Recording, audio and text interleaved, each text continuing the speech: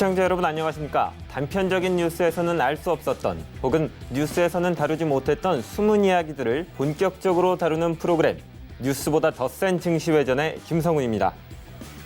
안녕하세요. 야간나입니다. 한 주간의 핫한 증권가 소식을 정리해드리겠습니다. 안녕하세요. 건세호입니다. 대한민국 경제를 움직이는 기업을 낱낱이 분석해 보겠습니다. 뉴스보다 더 센 증시회전 지금 시작합니다.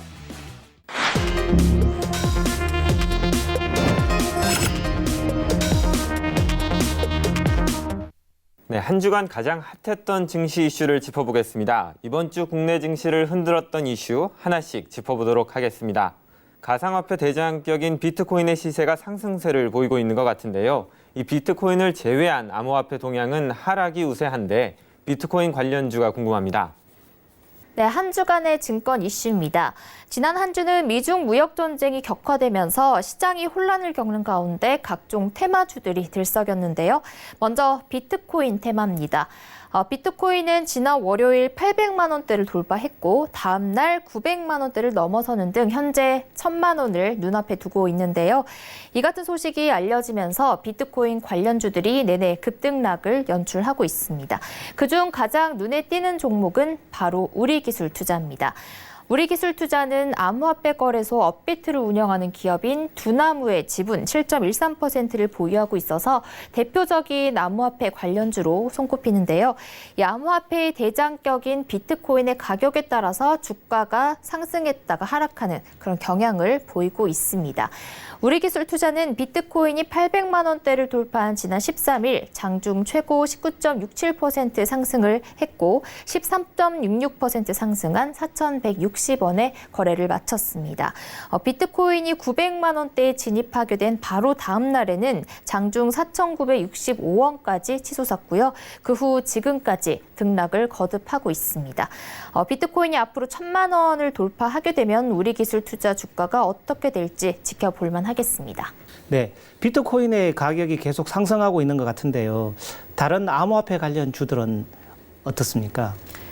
네, 암호화폐 관련주는 우리기술투자 외에도 비덴트가 손꼽히고 있습니다.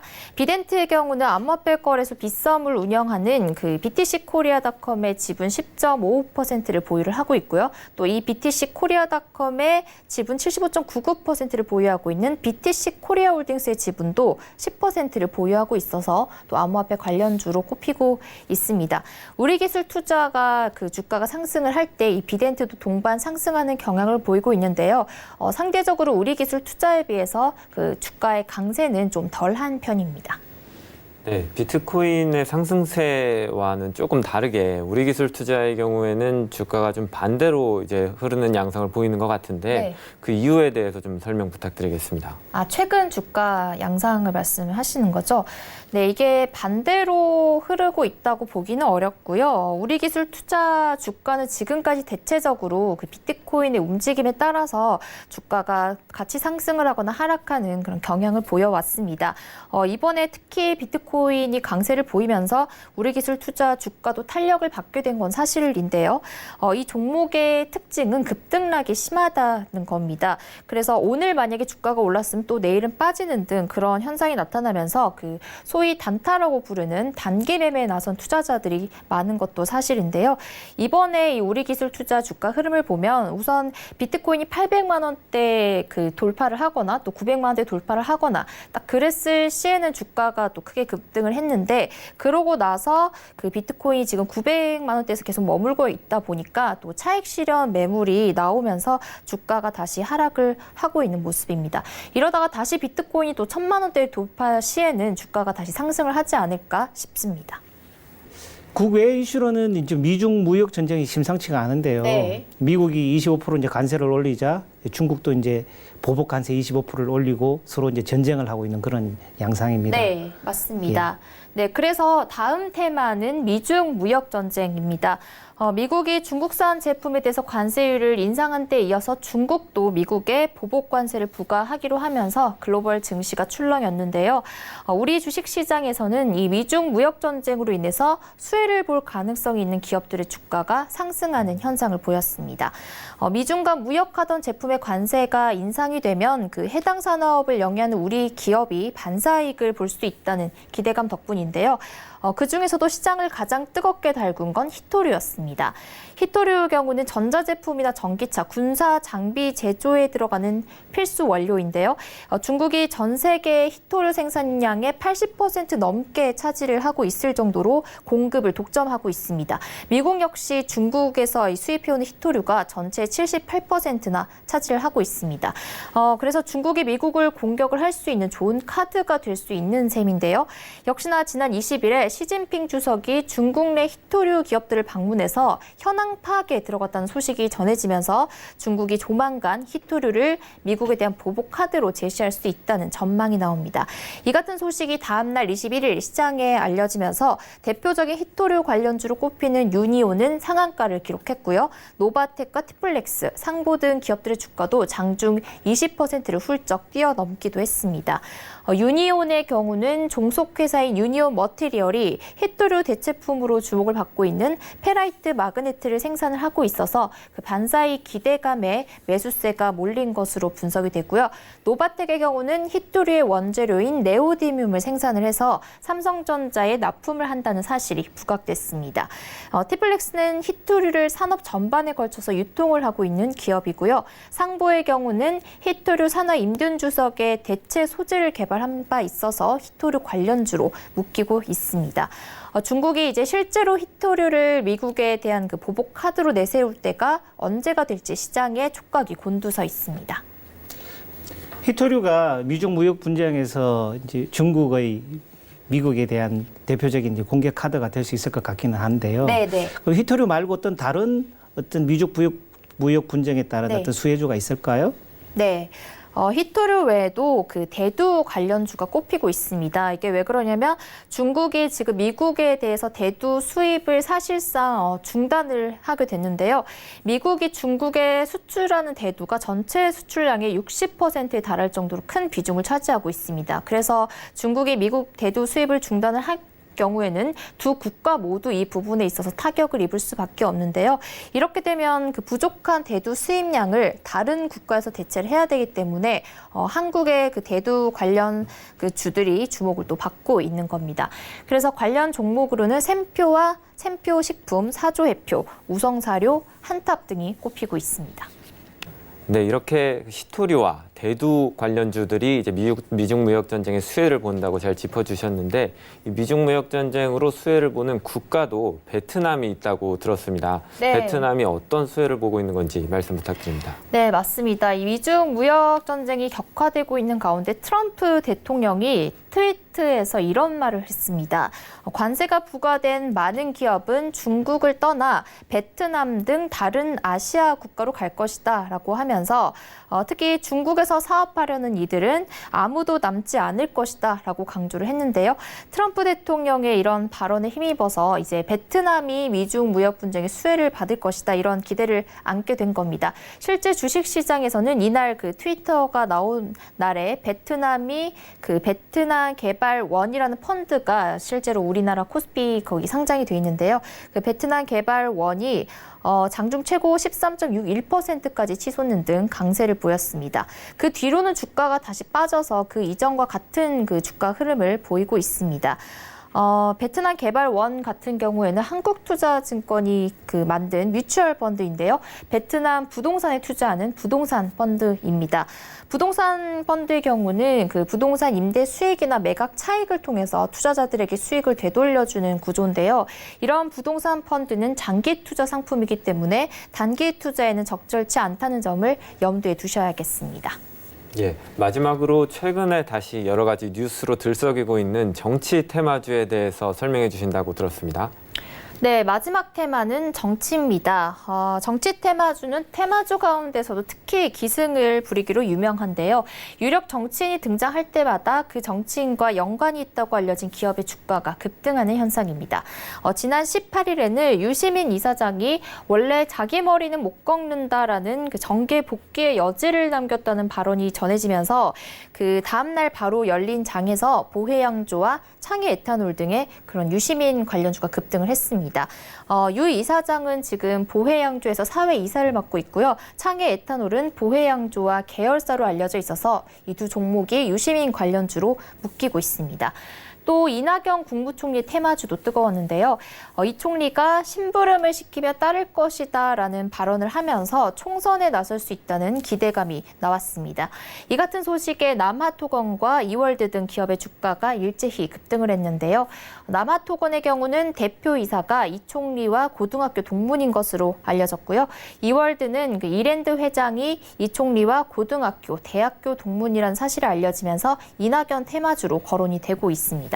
앞서 말씀드렸듯이 정치 테마주는 테마주 가운데서도 특히 급등락이 심해서 투자자들의 각별한 주의가 요구되고 있습니다. 네, 최근 1심에서 무죄 선고가 났었죠? 네. 이재명 경기도지사와 관련 테마주도 있는 것 같은데요. 네, 맞습니다. 지난 16일이었습니다. 이재명 경기지사가 직권남용, 공직선거법 위반 등 그 4가지 혐의로 기소된 사건이 모두 무죄를 선고를 받으면서 이재명 테마주도 계속해서 강세를 보였는데요. 대표적인 이재명 그 테마주는 에이텍입니다. 에이텍의 경우는 최대 주주인 신승현 씨가 그 이 지사가 과거 성남시장이던 시절에 성남 창조경영 최고경영자 포럼의 운영위원직을 맡았다는 이유로 이재명 테마주로 엮이고 있습니다. 예, 정치 테마주도 지난번에 좀 떴을 때와는 다르게 이번에는 좀 하락세를 보이고 있는 것 같은데 이게 투자자들이 이제 테마주에 대해서 성숙된 태도를 보이고 있는 건가요? 아니면 미중 무역 전쟁 때문에 좀 하락세를 보이고 있는 건가요? 네. 아직까지는 투자자들이 테마주에 대해서 성숙했다라고 보기는 힘들 것 같고요. 여전히 단발성 이슈에 따라 주가가 급등하는 모습을 보이고 있습니다. 매번 각 테마주에 대한 수급이 또 옮겨 다니기도 하기 때문에 그 정치 테마주가 이렇게 뜨겁게 달아올랐다 또 금방 식기도 하는데요. 이 유력 정치인 관련 이슈나 해당 정치인의 발언이 뭐 매일같이 등장을 하는 게 아니기 때문에 그런 이슈가 나오면 또 급등을 하고 또 곧바로 차익 실현 매물들 탓에 또 주가가 하락하는 그런 모습을 보이고 있습니다. 그래서 이 정치 테마주가 특히 그 기승을 부리는 때는 보통 해당 정치인이 실질적인 어떤 자리를 꿰찰 수 있는 그런 기회가 주어졌을 텐데요. 예를 들어서 뭐 당대표 출마나 뭐 지역구 출마, 총선 출마와 같은 그런 직접적 이슈가 맞물리는 시기에는 그런 이슈가 나타난 시기 동안 계속해서 또 강세를 보이는 성향을 가지고 있습니다. 네, 암호화폐와 미중 무역 전쟁, 정치 테마주에 대해 다뤄주신 더센 증권가 이슈 잘 봤습니다.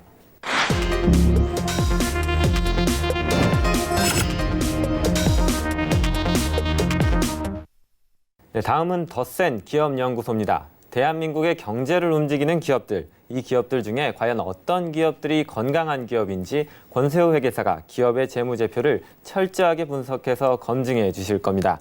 예, 권세호 회계사, 오늘 더센 기업연구소에서 분석해 주실 기업은 어딘가요? 네, 고위분식 회계로 논란이 되고 있는 삼성바이오로직스입니다.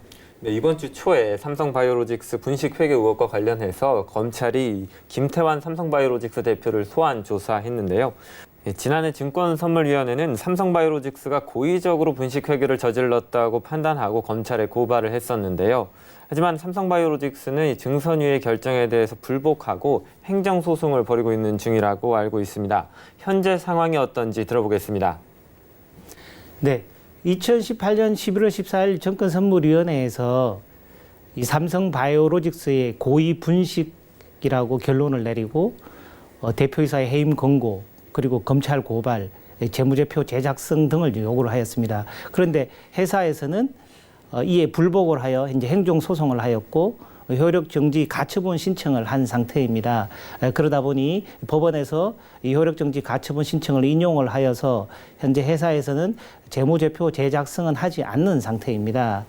또한 검찰에서 이 정선위에서 검찰 고발을 하였기 때문에 검찰에서 이제 수사를 하였는데 이 삼성바이오로직스 공장 바닥 그리고 또 직원의 어떤 집 등에서 회계 자료가 이제 발견이 되었기 때문에 이 고의적인 회계 자료 인멸 등의 어떤 지시로 지금 수사가 이루어지고 있는 상황이고 관련해서 이 회사의 임직원들이 이제 구속되기도 하고 그리고 김태환 삼성바이오로직스 사장이 이제 소환을 당하고, 그리고 또 총괄 지시했다고 하는 어떤 혐의를 받고 있는 이제 삼성전자 TF 사업부의 이제 정현호 사장도 소환이 이제 초읽기에 들어가는 그런 상황에 이르게 된 것입니다.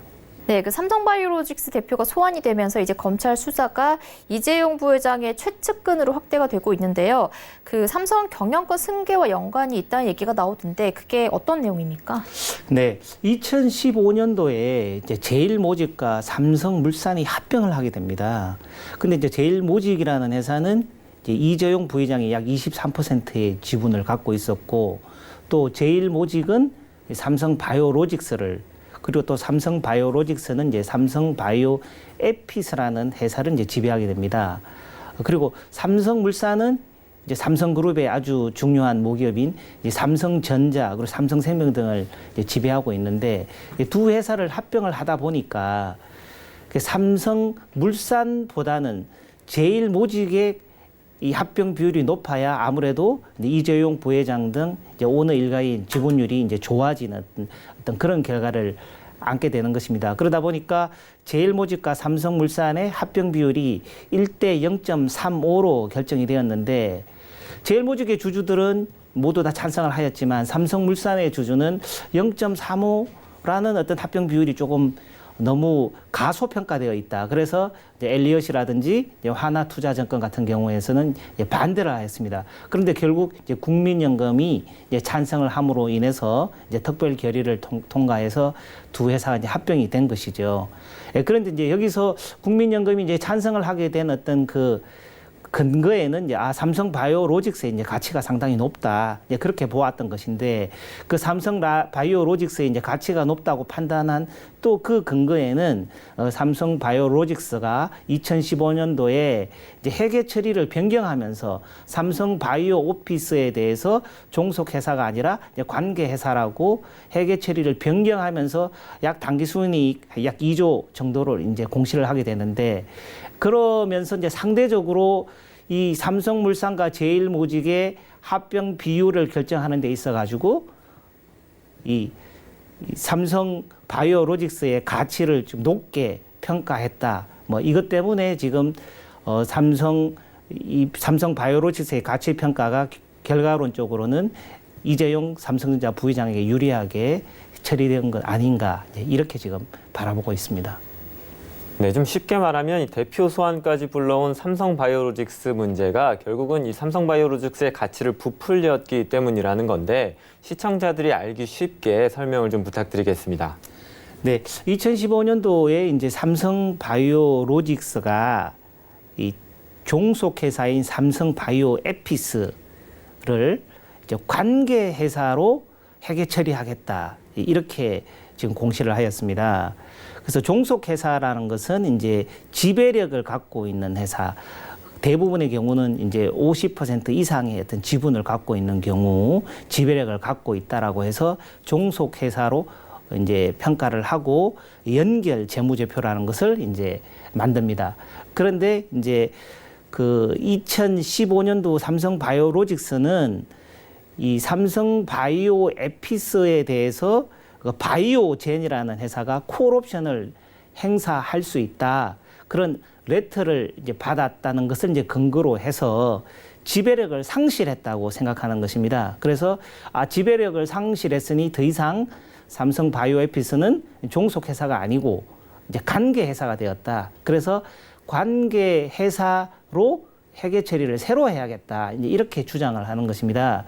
그렇기 때문에 관계회사가 되면 이제 연결 재무제표를 작성하는 것이 아니고 이제 지분법 평가에 의한 이제 인식을 하여야 되는데, 그렇게 회계 처리를 하다 보니까 이제 약 2조 원의 이제 당기순이익이 인식이 되는 것이고, 그렇게 해서 종속회사에서 관계회사로 회계 처리한 것이 과연 적절한가?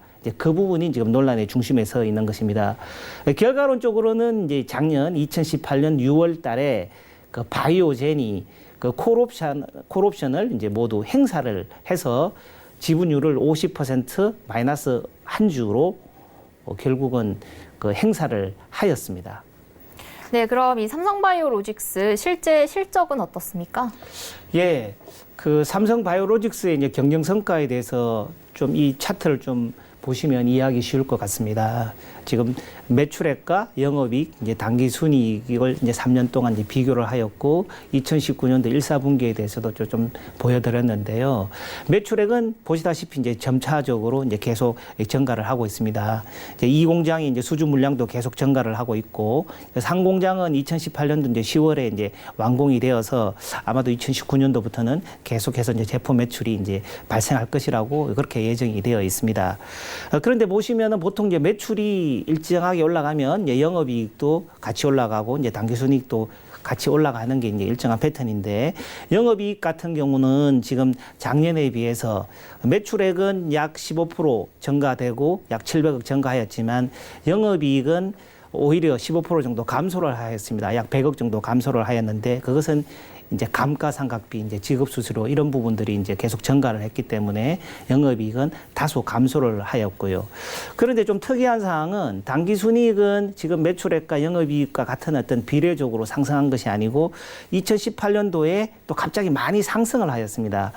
그 상승을 한 걸 좀 살펴보니까 그 말씀드렸듯이 2018년도에 바이오젠이 콜옵션을 행사해서 삼성 바이오 에피셋에 대한 어떤 지분을 이제 매각을 하게 된 겁니다. 그래서 삼성 바이오 에피스 지분 매각에 따른 처분이익이 약 3,892억이 발생하였고 관련해서 법인세도 약 한 788억 발생하다 보니까 2,241억 정도 지금 그 당기 순이익이 발생한 것입니다. 그런데 이제 일시적으로 당기 순이익은 발생하였는데 다시 2019년도 들어와서 이제 1사분기 이제 실적 공시된 것을 살펴보니까 매출액은 뭐 비슷한 수준입니다. 약 1,200억 정도니까 일정하게 매출액은 유지가 되고 있는데 영업이익이나 이제 당기 순이익은 여전히 이제 손실이 지금 나고 있는 그런 상황입니다. 아무래도 이제 그 고정비 부담이 많은 그런 시설 투자 사업이다 보니까 상대적으로 좀 안정화되는 데까지는 시간이 좀 다소 걸릴 것으로 보여집니다. 네, 삼성바이오로직스가 아직까지는 그 고정비 투자에 그 비용이 발생을 하다 보니까 당기순이익과 영업이익이 손실이 발생을 했다고 설명을 해주셨는데 앞으로의 전망은 어떻게 될까요? 네, 지금 이제 1, 2 공장이 이제 완성이 되고 의약품 배치가 100% 이제 되었습니다. 그리고 지금 단일 공장으로는 세계 최대 규모인 이제 18만 리터 이 제3공장이 이제 완공이 되어서 아마 2019년도부터는 이제 매출이 이제 발생할 예정으로 되어 있습니다. 그리고 지금은 이제 CMO 사업, 위탁 생산을 하는 이제 CMO 사업에 이제 주력을 하고 있는데 앞으로는 이제 중소 제약 회사들을 좀 상대로 해서 이제 세포주 개발을 한다라든지 그리고 이제 공정 개발 서비스를 제공하는 이제 CDO 사업도 좀 확대를 해서 근데 향후에는 이제 글로벌 이제 넘버원 이제 CDMO 사업으로 이제 발전하겠다. 이제 이런 이제 비전을 좀 제시를 하고 있습니다.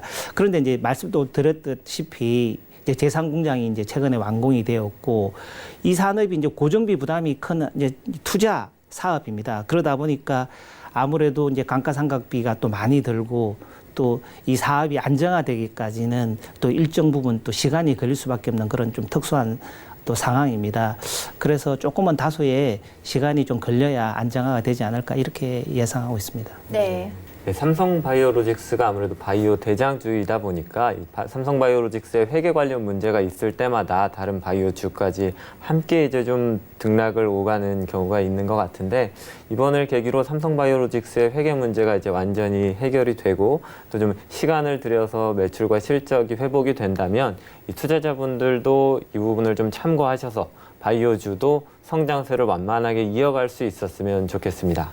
저희가 준비한 뉴스보다 더 센 증시 회전은 여기까지입니다. 저희는 다음 주 이 시간까지 한 주간의 이슈를 더 발빠르게 분석하고 더 센 기업을 분석해 찾아오겠습니다. 고맙습니다. 고맙습니다.